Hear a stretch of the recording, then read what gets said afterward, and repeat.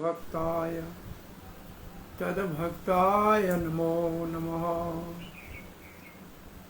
ओम नमो भगवते वासुदेवाय।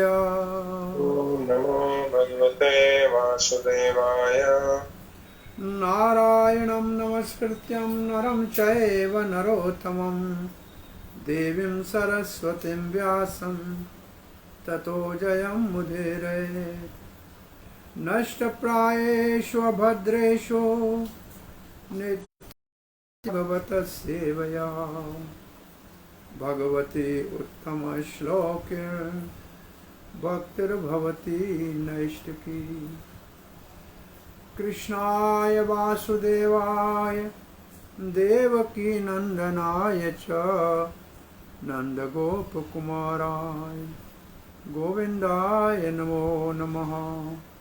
जय श्री कृष्ण चैतन्य प्रभो नित्याम हरे राम राम राम हरे। में जो भी आशीर्वाद है वो केवल सुनने में सुख देता है, परंतु है मृग तृष्णा जैसा। कुवेदम कलेवरम अशेष रुजान विरोहा। तो अगर हम सुख लेंगे संसार में, आशीर्वाद लेंगे तो सुख लेंगे किससे? शरीर से। बोला शरीर कैसा? विद्वान, बड़े बड़े विद्वान भी ये जो कामा अनल है, काम की अग्नि है, इच्छाओं की जो ज्वाला है, मधु लवई लव मात्र बड़े परिश्रम से प्राप्त किया हुआ, डाउन स्पीक हो रहा है, बड़े परिश्रम से प्राप्त किया हुआ सुख का आहुति डालते हैं समयम दुराप्य। परंतु निर्वेद्य होना बहुत मुश्किल है। निर्वेद्य होने का मतलब अब पूरा हो गया, कुछ सुख मिलने वाला नहीं है, चलो भगवान के संसार से त्याग हो जाए, ये संभव नहीं हो रहा है। तो ये इस श्लोक का भाव है।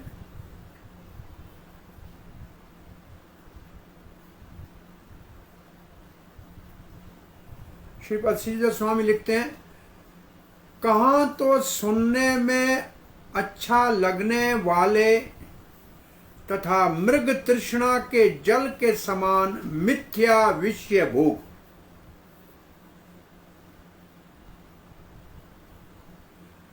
और जिससे विषय भोग किए जाते हैं, ये रोगों से युक्त शरीर भी है।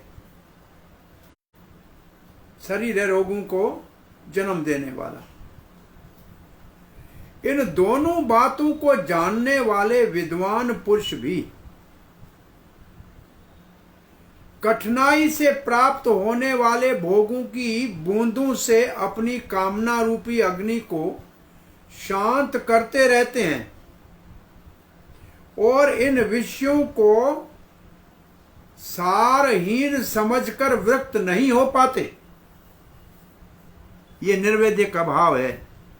ये संसार के भोग ये सारहीन है, इसमें कोई सार नहीं है, ये बेकार हैं, फिर भी इसको त्याग नहीं सकते हैं। अपने भावार्थ प्रकाशिक में लिखते हैं श्रीधर स्वामी, वर्तमान काल में भी, तो पहले क्या कहा था? स्वर्ग का सुख, ब्रह्मा जी के लोक का सुख नहीं चाहिए, आपके भक्तों की सेवा चाहिए।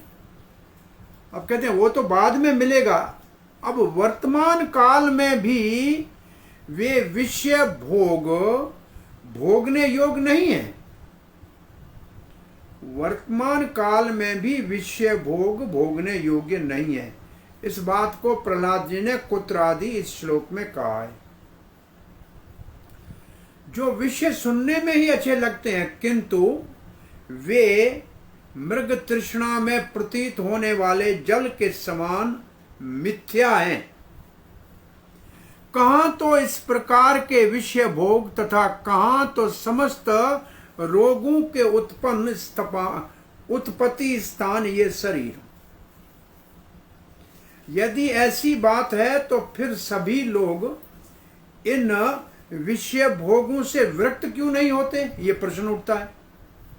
दोनों बातें तो सत्य है, एक तो मृग तृष्णा है और शरीर रोगों का आगार है। भोग मृग तृष्णा और शरीर रोगों का आगार, फिर लोग विरक्त क्यों नहीं होते। इस पर प्रहलाद जी कहते हैं कि मनुष्य यद्यपि इन दोनों बातों को जानते हैं फिर भी वे इन विषय भोगों से विरक्त नहीं होते, फिर भी वो इन विषय भोगों से विरक्त नहीं होते।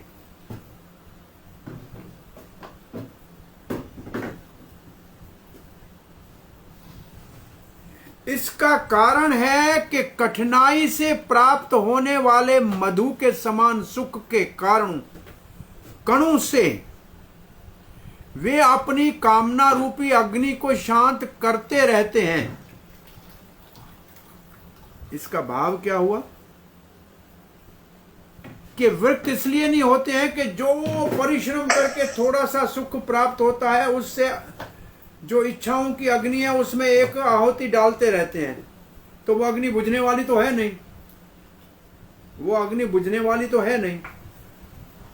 इसलिए अतएव व्यग्रता के अभाव के कारण, व्यग्रता का अभाव का मतलब उनको दृढ़ संकल्प हुआ नहीं, व्यग्रता के अभाव के कारण संसार से विरक्त होने का कोई अवसर ही नहीं है। अथवा आपकी इस माया के चेष्टाएं अचिंत्य है। ये माया ऐसी है, सब दुख जीवन में को एक क्षण के सुख के सामने आते ही भुला देती है और व्याग्रता ही नहीं होती है, तीव्रता ही नहीं होती है। क्या रखा है, चलो भगवान का भजन करें, ये कामना उत्पन्न ही नहीं होने देती माया। ये कारण है कि जानते हैं, सभी लोग जानते हैं, फिर भी विरक्ति नहीं हो रही। आप आइए श्री प्रभुपाद जी के भाव का और चक्रवर्ती जी के भाव का रसास्वादन करें। इस भौतिक जगत में सभी जीव भविष्य में इच्छाओं की पूर्ति का सुख मिलेगा, इस आशा में आशीर्वाद मांगते हैं, परंतु ये है सारा मृग तृष्णा के मिथ्या जल के समान। कहां है मरुभूमि में जल, दूसरे शब्दों में कहां है सुख इस भौतिक जगत में। ये प्रभुपाद जी यहां लिखते हैं और भगवत गीता में तो भगवान ने कहा है दुखालयम, ये तो दुखमय शरीर है और सारी दुखमय संसार है। जहां तक ये शरीर है इसका क्या महत्व है, ये तो केवल अनंत रोगों को उत्पन्न करने का स्थान है। तो फिर तथाकथित दार्शनिक, वैज्ञानिक, बड़े बड़े राजनेता इन सब बातों को जानते हैं, भोग की मिथ्यता को भी जानते हैं और शरीर को रोगग्रस्त है ये भी जानते हैं, फिर भी तुच्छ सुख को प्राप्त करने की चेष्टाएं करते रहते हैं और वो सुख मिलना बहुत कठिन है,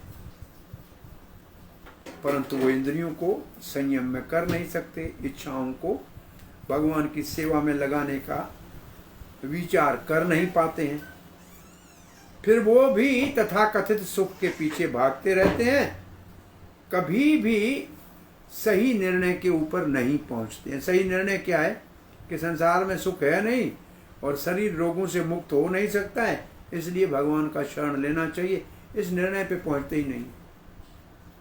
चक्रवर्ती पाद लिखते हैं क्या आवश्यकता है भौतिक वस्तुओं की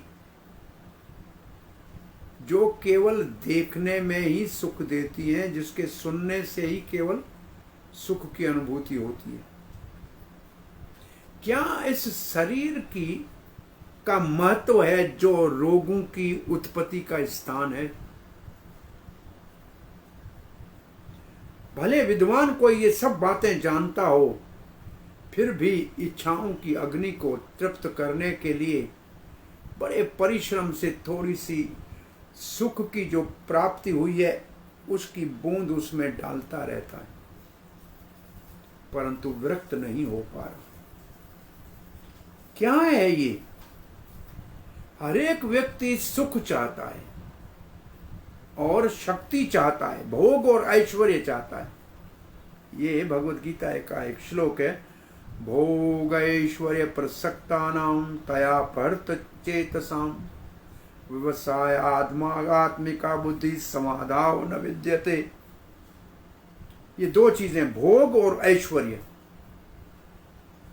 भोग ऐश्वर्य प्रसक्तानां, पूर्ण रूप से जो उसमें आसक्त है, प्रकृष्टेन रूपेण आसक्त, भोग में और ऐश्वर्य में। मेरे को भोग मिले, मेरा नाम हो, मेरे पास शक्ति हो, मेरा बल हो, मेरा वैभव हो, इसमें जो पूर्ण रूप से आसक्त है, भोगेश्वर्य प्रसक्तया परत चेतसाम, उनके चित्त को हर लिया जाता है इन दो कामनाओं के कारण। उसकी चेतना हर ली जाती है। व्यवसाय आत्मिका बुद्धि समाधाव न विद्यते, एकाग्र चित्त होके समाधि नहीं लगा सकता, भगवान के चरणों की प्राप्ति नहीं कर सकता। परंतु सबको चाहिए भोग और ऐश्वर्य। इसके कारण सभी अज्ञानी हैं। जो भोग और ऐश्वर्य के पीछे भागता है वो मूर्ख अज्ञानी है। जैसे राज है, मैं राजा बन जाऊं, मां मुख्यमंत्री बन जाऊं, प्रधानमंत्री बन जाऊं और मुझे सुख मिल जाएगा, ये भी मृग तृष्णा के जल जैसा है। सुनने में केवल अच्छा लगता है। कल हम कह रहे थे कि भगवान जैसे योग माया में अपने आप को ढक के रखते हैं, सबके सामने प्रकट नहीं होते हैं, ये भी भगवान की करुणा कृपा है। नहीं तो मूर्ख लोग भगवान को पता नहीं क्या अंट शंट बोलना शुरू कर दें और पाप कर लें। तो उदाहरण में हमने कहा भगवान को देखना तो दूर की बात है, आपके देश का मुख्यमंत्री और प्रधानमंत्री भी ऐसे आके वृंदावन के अंदर दर्शन करने के लिए सामान्य लोग की तरह आ ही नहीं सकते। उनका मन भी करे कि महाप्रसाद मिल रहा है यहां लेके खा लो, मंदिर के अंदर नहीं खा सकता। ये सुख उसको है ही नहीं लिखा हुआ, क्या करे? उसके आने के लिए लाखों लोगों के दर्शन को बंद करना पड़ता है और वो सुख ले नहीं सकता है, वो उधर भी भयभीत रहता है। तो लगता है कि ये पद बहुत बड़ा सुखदायी है, केवल सुनने में अच्छा लगता है, देखने में अच्छा लगता है, परंतु जो उस स्थिति में है उनकी रात की नींदें हराम होती हैं, रात को सो नहीं पाते हैं, दिन को चिंताओं में घिरे होते हैं। तो ये केवल बाहर के दिखावा है, कान का रस है। और ये सुख कैसा है? बोला एक बिंदु के समान है, एक कतरे के समान है। क्यों? क्योंकि इस तुच्छ लव मात्र सुख के साथ चिंताएं हैं, दुर्घटनाएं हैं, आसक्ति है, द्वेष है, ईर्ष्या है और प्रतिद्वंद्वता है।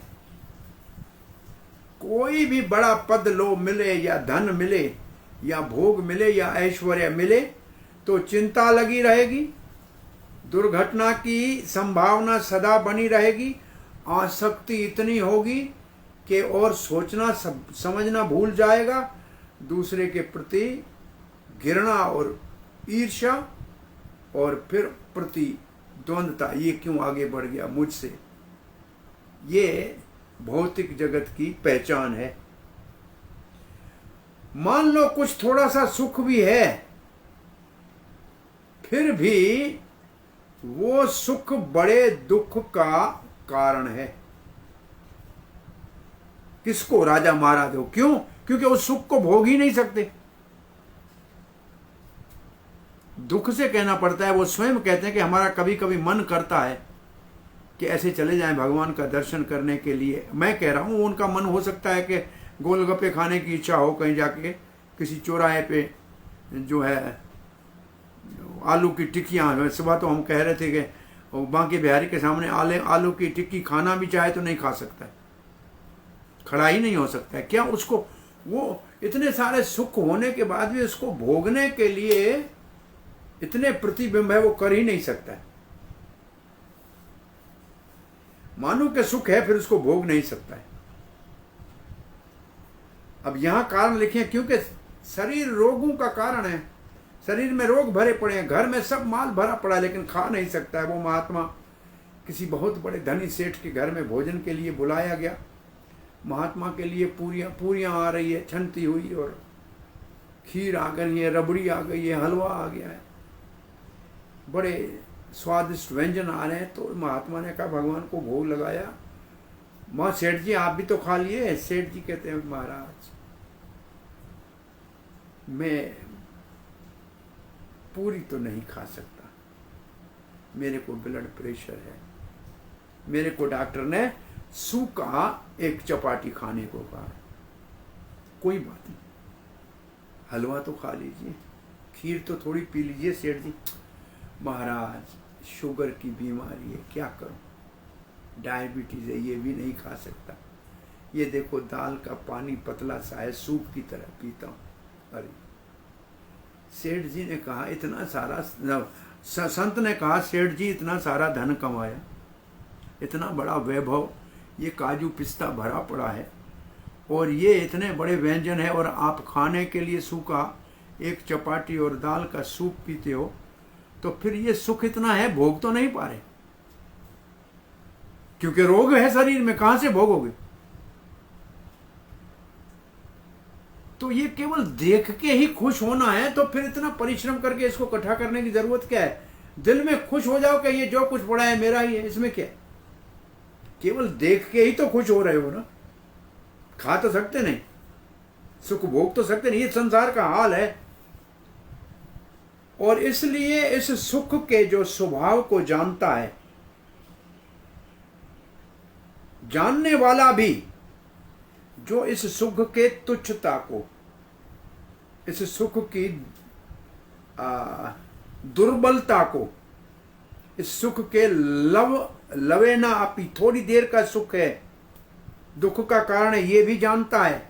फिर भी इसी सुख की पूर्ति करने के लिए इच्छाओं की अग्नि में इस सुख की आहुति डाल रहा है, परंतु विरक्त नहीं हो रहा है, त्याग उत्पन्न ही नहीं हो रहा है।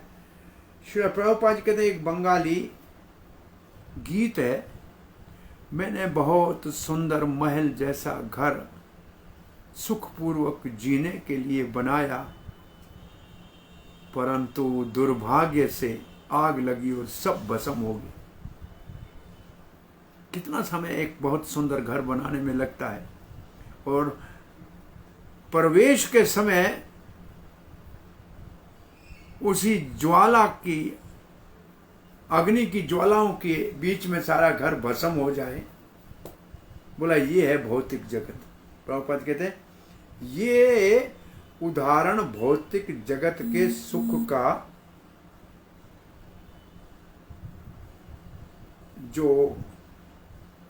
का जो भाव है उसको दर्शा रहा है।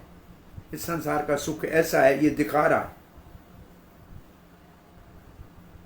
हर एक व्यक्ति ये जानता है, फिर भी बड़ी बड़ी योजनाएं बनाता है।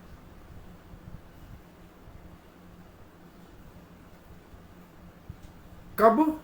सुनकर, सोचकर, अरे ये करेंगे तो सुख मिल जाएगा, ये करेंगे तो सुख मिल जाएगा।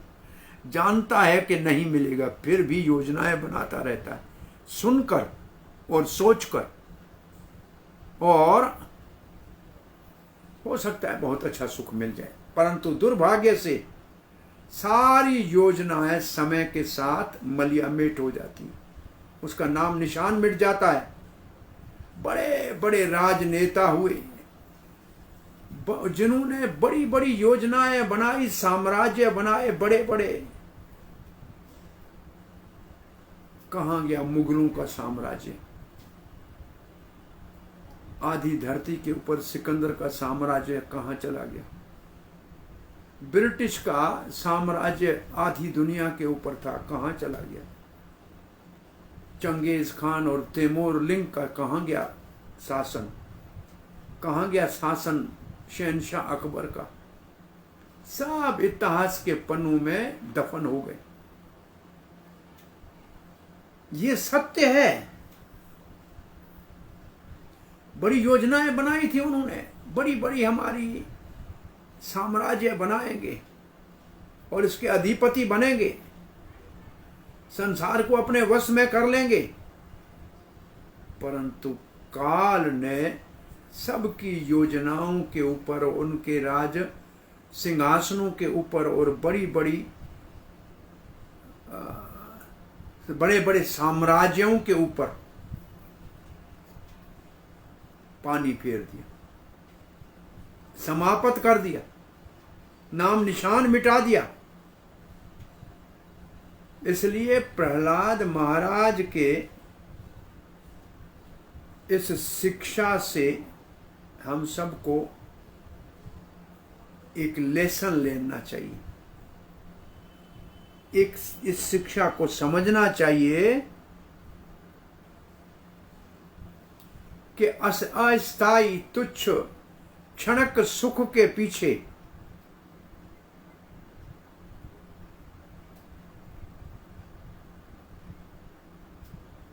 जितना प्रयास करेंगे, जितनी योजनाएं बनाएंगे भोग की, शरीर से सुख लेना और इंद्रियों का भोग करने का जितना भी परिश्रम करके योजनाएं बनाएंगे, सारे हम सब लोग बार बार अपनी योजनाओं में असफल होते जाएंगे और हताश होते जाएंगे। इसलिए इन तथाकथित योजनाओं को बनाने को बंद कर दो।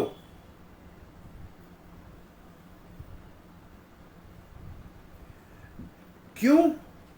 बोला जैसे कोई धधकती हुई आग में घी डालने से, थोड़ा सा घी डालने से उसको शांत नहीं करेगा और प्रज्वलित करेगा,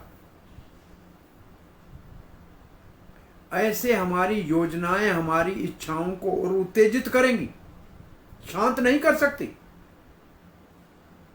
आग में घी की आहुति आग को बढ़ाती है और इच्छाओं में भोग की आहुति इच्छाओं को बढ़ाती है। खुजली करने से खुजली मिटती नहीं है और बढ़ती है, घाव बनता है और अधिक समय तक रोक देता है। इसलिए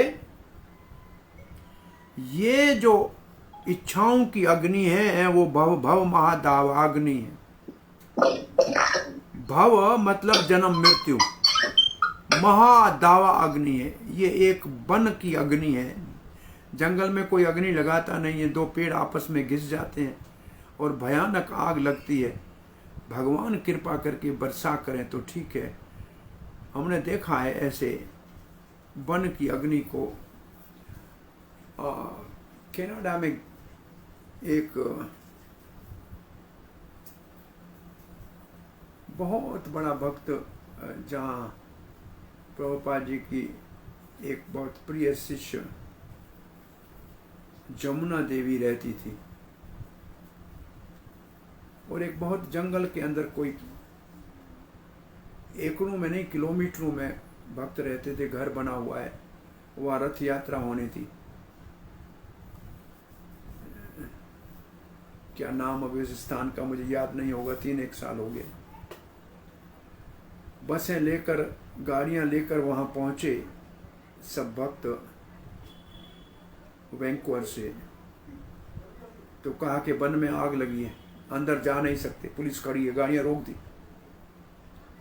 और आग की लपटें दिखाई दे रही हैं।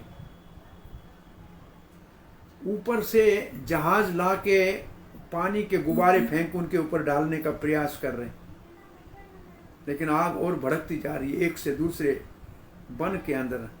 हमने कहा इतनी दूर आए हैं, ये स्थान दोबारा कब देखने आएंगे, जाना है। एक भक्त को कहा, तो गाड़ी में बेचारा लेके हमको गया, उस जगह को दिखा के आया, मंदिर को जहाँ ये तपस्या करते थे, अपना भजन कीर्तन करते थे। और वापस आए तो अंदर जा नहीं पाए उस वन की आग की वजह से। फिर थोड़ा एक नदी के किनारे वहाँ जाके छोटी सी रथ यात्रा करके और कार्य पूरा किया। तो ये वन की अग्नि को बुझाने के लिए वो जहाज़ों से पानी गिरा रहे थे, बरसात का नमूना बना रहे थे, लेकिन वो बरसात जैसा काम नहीं कर पा रहा और सब खाली करा दिया।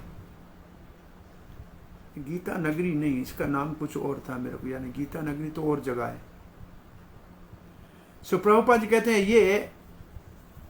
ये जो भव महादावाग्नि है ये बुझने वाली नहीं है, अपने आप होती है, किसी का प्रयास नहीं है।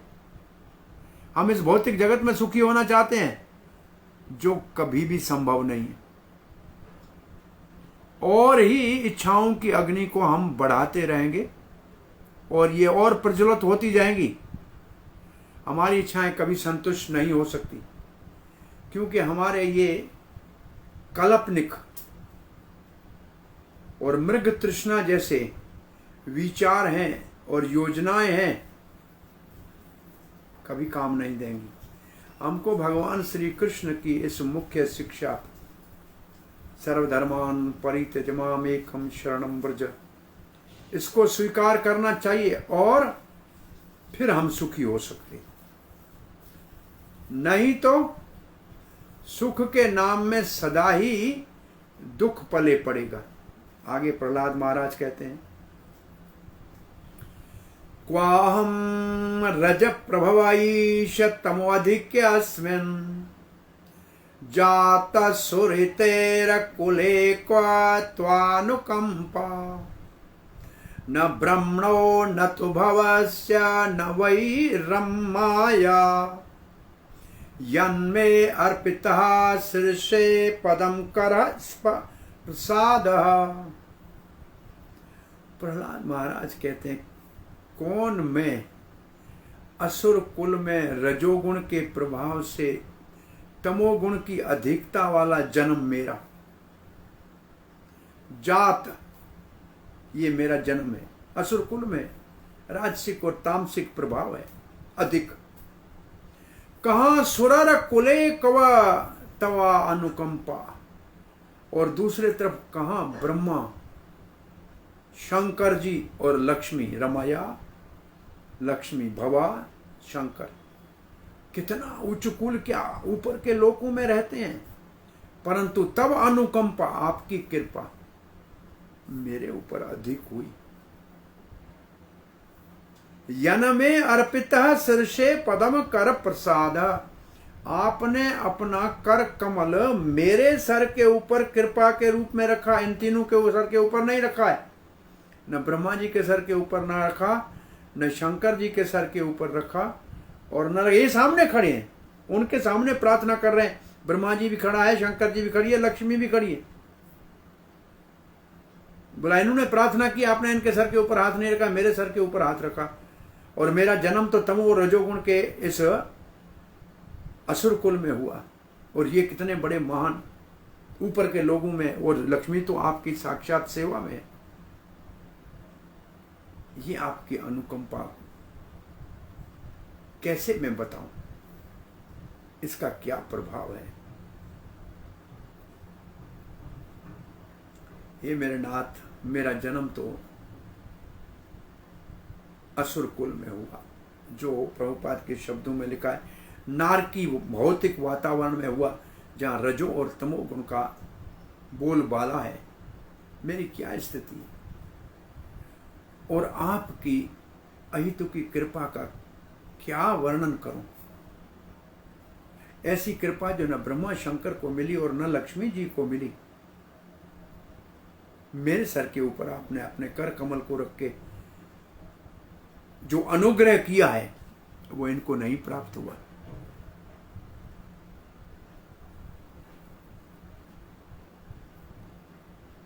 आपके लिए कोई बड़ा छोटा नहीं है, फिर भी आपने मुझे महान कर दिया, इतना बड़ा सर के ऊपर कर कमल रख के आशीर्वाद देकर। मैं आपकी कृपा की महिमा की क्या महिमा, क्या गुणगान करूं, कितनी ये आपकी महान, अति महान करुणा और दया है। आपने अपना कर कमल मेरे सर के ऊपर रखा, जो ये आपके महान पार्षद भक्त उनके सर के ऊपर तो नहीं रखा। प्रभुपाद लिखते हैं, प्रहलाद महाराज आश्चर्यचकित हो गए भगवान की अहेतुकी कृपा को देखकर। कहने लगे, मेरा जन्म तो असुर कुल में हुआ है,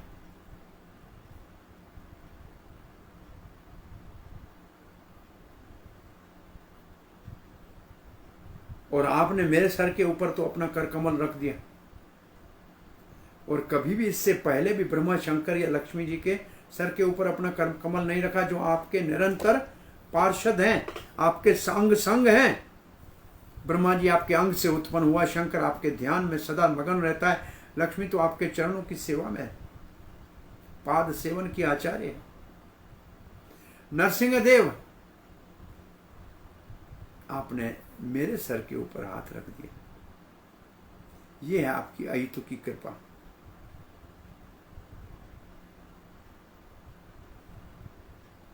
और भगवान की ऐसी अहेतुकी कृपा किसी के ऊपर भी हो सकती।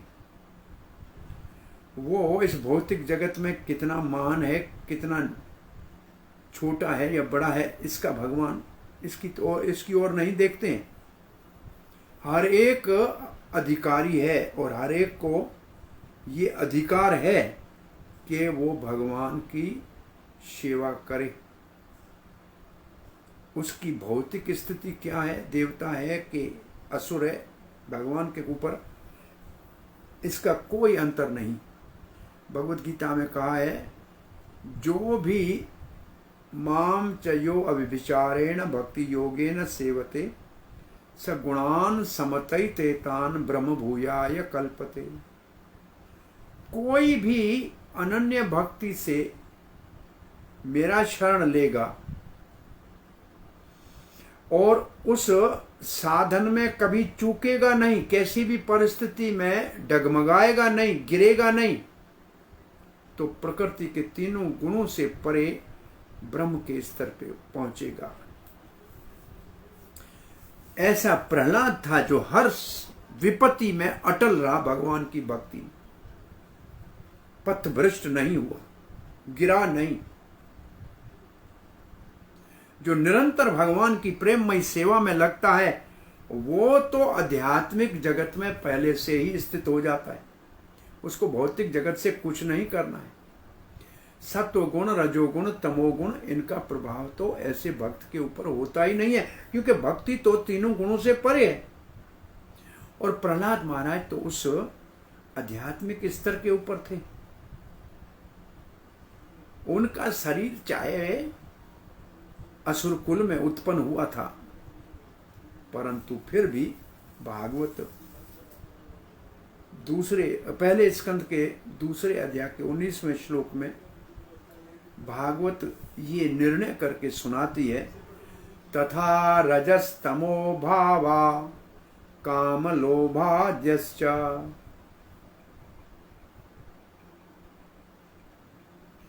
तो रजो और तमो गुण के लक्षण क्या है, ये लिखा है। 2 लक्षण है, काम, लोभ आदि। ये दोनों रजोगुण के लक्षण है। काम और लोभ दोनों रजोगुण के लक्षण है। आदि तमोगुण के हैं, वो है आलस, निद्रा, मूर्खता, प्रमाद। तो ये लक्षण है।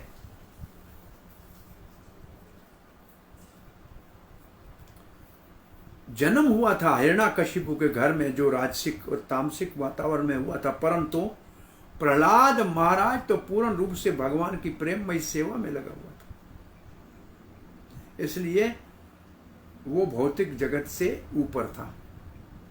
शुद्ध वैष्णव का शरीर चिन्मय हो जाता है, आध्यात्मिक हो जाता है, भौतिक प्रकृति के गुणों के प्रभाव से परे हो जाता है। जैसे लोहे को आग में डालने से लोहा लाल होकर आग जैसा हो जाता है, ऐसे भक्ति की अग्नि से उसका शरीर सारे प्रकृति के गुणों के प्रभाव से शोधन होके, साफ होके चमकने लगता है, चमचमाकता हुआ चमकने लगता है। प्रकृति के गुणों के प्रभाव नहीं होता, वो पूर्ण रूप से आध्यात्मिक हो जाता है। श्रील मध्वाचार्य इस विषय में कहते हैं,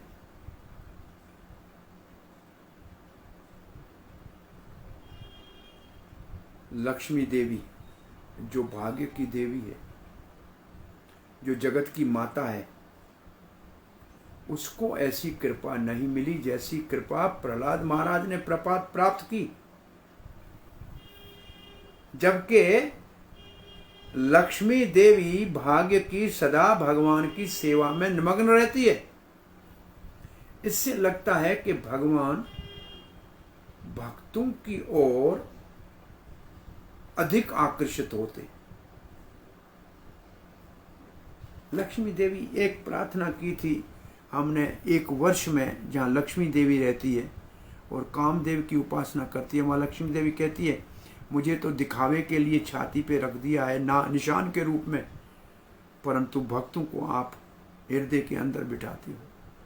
आप कहते हैं भक्त मेरे हृदय में है, तो मेरे को तो दुनिया को दिखाने के लिए आपने अपने वक्ष स्थल पे स्थान दिया है, परंतु वास्तव में आप प्रेम भक्तों से करते हो।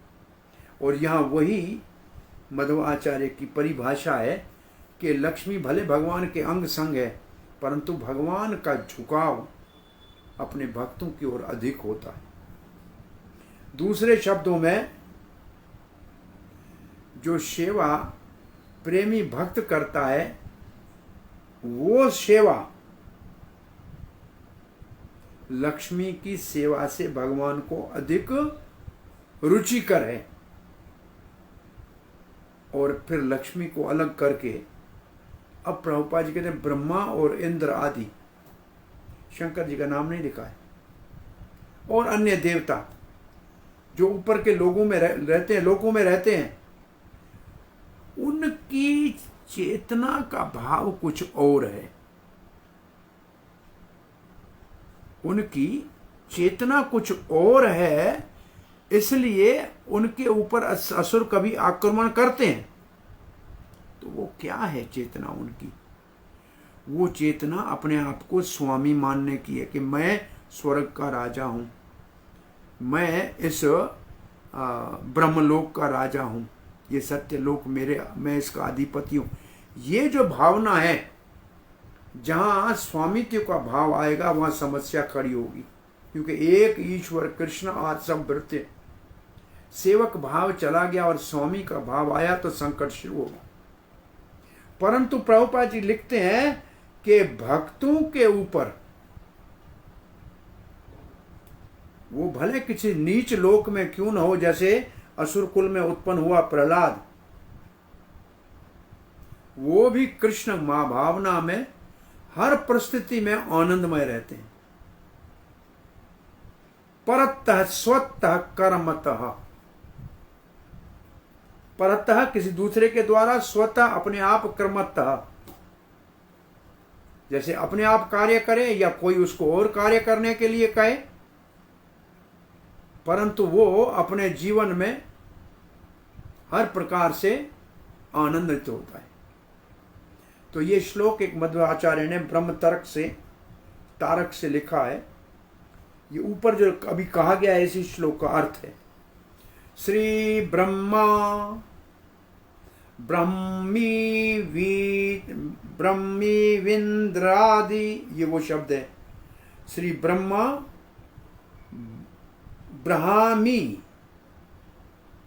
ब्राह्मी वि इंद्र आदि। तो ब्रह्मा जी और इंद्र आदि देवता, त्रिकत स्त्री पुरुष शुटुताः, त्रिकृत स्त्री पुरु शुट शुटुताः तद अन्य च क्रमादेव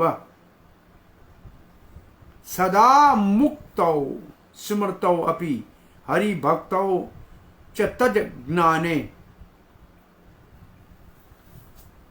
अब त्रिकर्त स्त्री पुरुष शुटातः,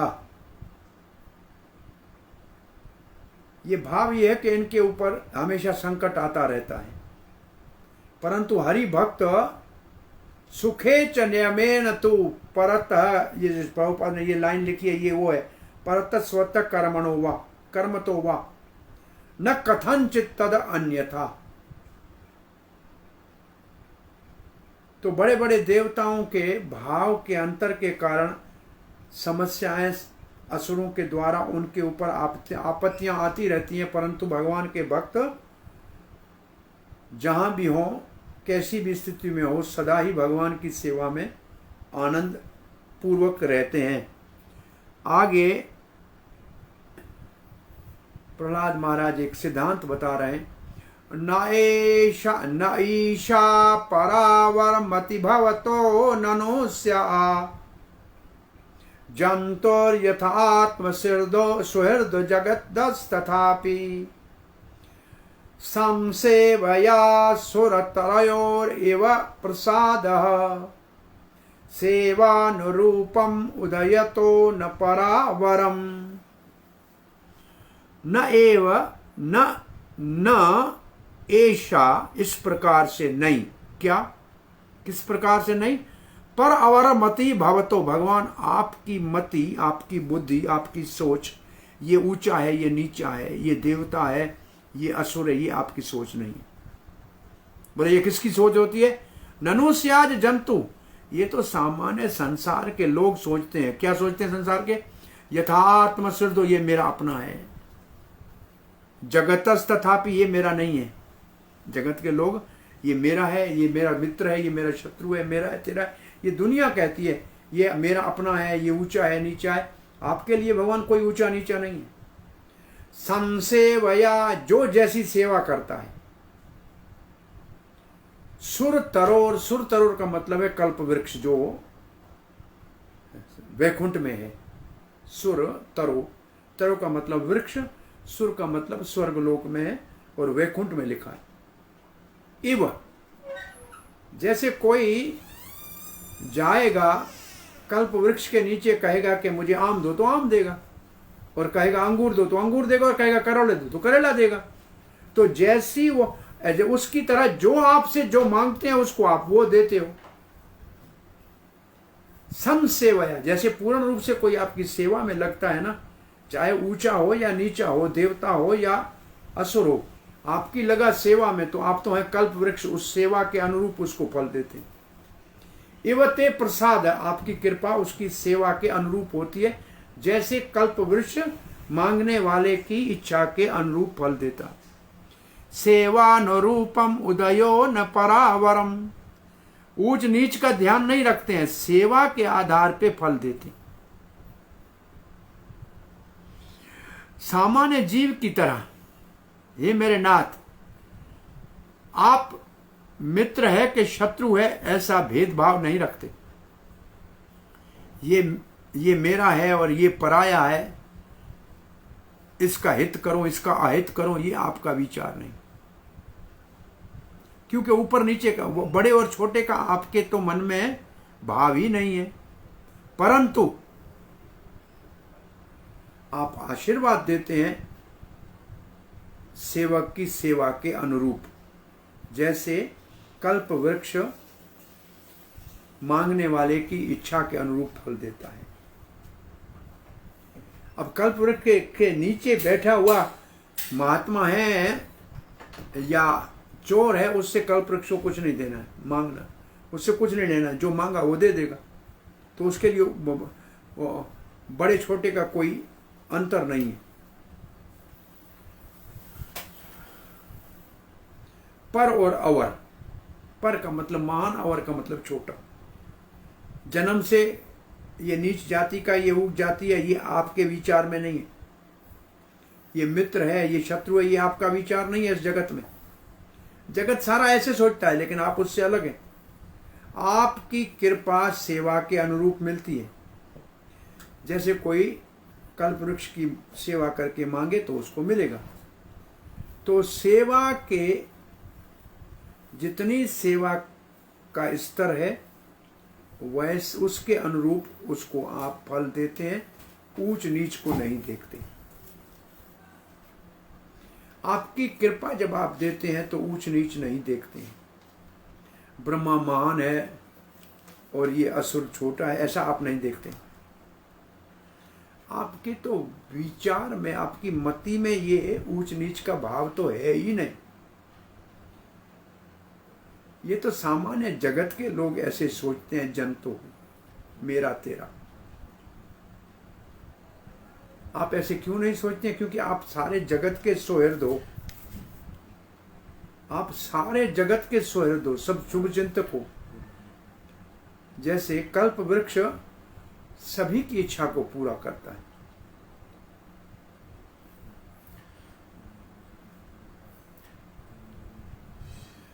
सबको एक जैसा फल नहीं, जिसका जैसी सेवा उसके अनुरूप फल मिलता है और वैसे ही कृपा मिलती है, परंतु जन्म के ऊंच नीच के आधार पे नहीं। तो आपकी कृपा का कारण है सेवा का स्तर।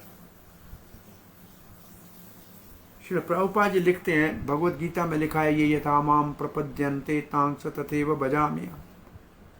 जिस भाव से कोई मेरा शरण लेता है वैसे ही उसके साथ में प्रति व्यवहार करता हूं। और भगवान श्री चैतन्य महाप्रभु ने भी ये शिक्षा दी है, जीवेर स्वरूप कृष्ण नित्य दास। सारे जीव भगवान के सेवक हैं और जैसी जैसी सेवा जो करेगा अपने आप स्वतः ही वैसा वैसा वो आशीर्वाद कृष्ण से पाएगा। क्योंकि भगवान छोटा ऊंच नीच कुछ नहीं देखते हैं, उनके पास कोई भी भेद बुद्धि है ही नहीं।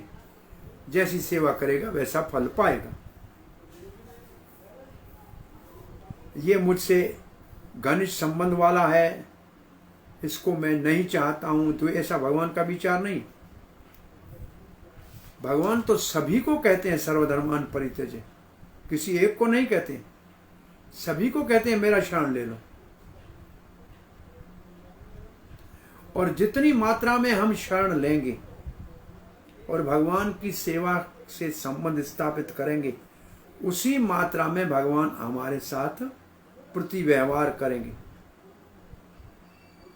तो हम ही कृपा कितनी हमको मिलेगी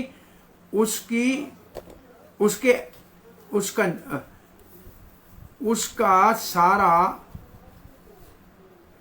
दायित्व हमारा है। अधिक सेवा करेंगे तो अधिक कृपा, कम सेवा करेंगे तो कम कृपा। जो मांगेंगे तो बाल हमारी कोर्ट में है, हमारी सेवा के अनुरूप भगवान से आशीर्वाद मिलेगा, कृपा मिलेगी।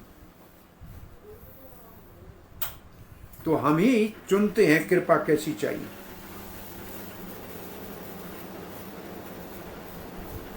जैसे कोई प्रार्थना करेगा वैसे ही भगवान उसको वरदान देंगे। कोई कहेगा स्वर्ग लोक में भेजो तो स्वर्ग में भेज देंगे। कोई कहेगा मैं कुत्ते बिल्ली की जूनी में रह के मौज करूंगा, जाओ रहो। तो प्रभुपाद जी एक प्रवचन दे रहे थे पाश्चात्य देशों में। एक दिन कहा कि कुत्ते बिल्ली की जूनी में दुख भोगना पड़ेगा। तो एक ने कहा कि क्या खराबी है कुत्ते की जूनी में? प्रभुपाद ने कहा मेरा आशीर्वाद है तो कुत्ता ही बन जा। तो भगवान ऐसी जूनी की जिसकी इच्छा है उसको वो देते हैं। उसकी भावना ऐसी है कि मैं कुत्ता बिल्ली बनूं धरती पे, जाओ बनो। तो हमारी इच्छा के ऊपर सब कुछ है। बड़ा छोटे का कोई प्रभाव नहीं है कि कोई बड़ा है या छोटा है। और भगवत गीता में इसके लिए लिखा है, यहाँ देवव्रता देवता की पूजा करेगा देवलोक में जाएगा, पितृ की पूजा करने वाला पितृ, भूतों की पूजा करने वाला भूत, और मेरा पुजारी मेरे पास आएगा।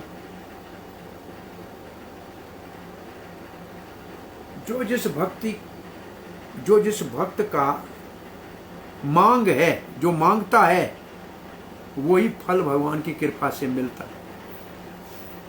भगवान भेदभाव नहीं करते। ये मैं इसका हित करूं, इसका अहित करूं, ये भगवान का विचार नहीं।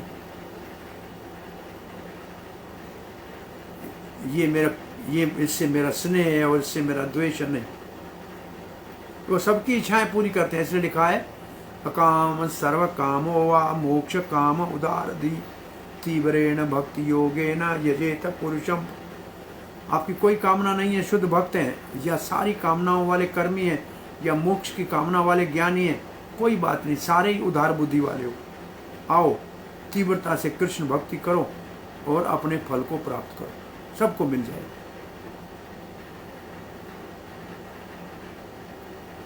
कोई भक्त है, कर्मी है या ज्ञानी है, परंतु सब जैसे भगवान की जैसी सेवा करेंगे उसके अनुरूप फल पाएंगे। तो यहाँ हमारा समय आज का पूर्ण आहुति पे पहुँचता है। हमारे श्रीधर स्वामी लिखते हैं, हे प्रभु कहाँ तो तमोगुणी सूर्यवंश में जा। ये तो हमने पढ़ लिया था। इसका भावार्थ ये था, तो फिर तुम क्यों उदास हो, भगवान पूछते हैं। उत्तर ये है कि यद्यपि मैं इसके योग्य न हुई हूं, फिर भी मुझ पर जो आपकी कृपा के कारण, इसी कृपा के कारण इसी आशय से प्रहलाद जी ने कहा मेरे जन्म रजोगुण से हुआ। तो ये सप्त भयंत कुल का विशेषण है, जिसमें तमोगुण की ही अधिकता होती है। सुर के वंश में मैं उत्पन्न हुआ, और कहाँ तो आपकी मुझ पर अनुकंपा। श्री भगवान की अनुकंपा का वर्णन करते हुए प्रहलाद जी कहते हैं, ब्रह्मा जी आदि के सिर पर जिसके आपने कभी नहीं रखा, सिर के पर किसको आपने कभी नहीं रखा हाथ को, और कर कमल को जो सारे दुखों को दूर करने वाला है, ऐसा प्रसाद रूप आपने मुझे दे दिया। यह आपकी अनुकंपा है। संसारी जीवों में, अभी जो हमने श्लोक पढ़ा है, समान संसारी जीवों के समान आप में छोटे बड़े का भेद नहीं। ये भेदभाव है ही नहीं, क्योंकि आप सबों की आत्मा और अकारण प्रेमी हो, सोहृद हो, जगत के सोहृद हो। फिर भी आपका कृपा प्रसाद कल्प वृक्ष के समान सेवा और भजन से ही प्राप्त होता है। सेवा के अनुसार ही जीवों पर आपकी कृपा का उदय होता है। इसमें जातिगत उच्चता नीचता का कारण नहीं है। ऐसा होना आपके लिए कोई विचित्र बात नहीं है। इस बात को प्रहलाद जी कहते हैं, क्योंकि आपने ब्रह्मा जी को नहीं दी वो कृपा मेरे को दी, ये आपके अंदर विचित्र नहीं है। क्यों? क्योंकि इस श्लोक में कहते हैं ये ब्रह्मा आदि उत्कृष्ट हैं और ये असुर नीच हैं। इस तरह की जातिगत छोटे बड़े की बुद्धि आप में है ही नहीं भगवान। ऐसा भेदभाव तो संसारी जीवों में होता है। इसका कारण है कि आप संपूर्ण जगत की आत्मा और अकारण प्रेमी हो, अकारण प्रेमी हो, सोहृद सर्वभूता, सबसे प्रेम करते हो। यदि आप कहें कि तो फिर मेरा सबों पर इस प्रकार का कृपा प्रसाद क्यों नहीं होता, आप तो कहते हैं मेरे ऊपर, तो सबके ऊपर क्यों नहीं होता? तो कहते हैं इसके उत्तर में प्रहलाद जी ने कहा आपकी कृपा सेवा के अनुसार होने वाली इच्छा के अनुसार ही धर्म आदि का उदय होता है। आपकी कृपा सेवा के अनुसार होने वाली इच्छा, सेवा के अनुसार होने वाली इच्छा के अनुसार ही धर्म आदि का उदय होता है। इसका उदाहरण है कल्प वृक्ष। कल्प वृक्ष के द्वारा सेवकों के ही संकल्प अनुसार कामनाओं की पूर्ति होती है। इसमें छोटा बड़ा होना कारण नहीं है। एवं जन्म निपतितं प्रभवाहि कूपे। ये श्लोक कल पढ़ेंगे कि संसार में सब अंधे कुएं में मैं भी गिरने जा रहा था। भगवान कहते हैं फिर कृपा मैंने आपके ऊपर की, इसका कारण क्या है? तो कहते हैं इसका कारण है नारद की कृपा। बिना भक्ति की कृपा के भगवान की कृपा नहीं मिलती। ये श्लोक कल पढ़ेंगे। हरे कृष्ण। कोई जिज्ञासा? हरे कृष्णा। कोई जिज्ञासा?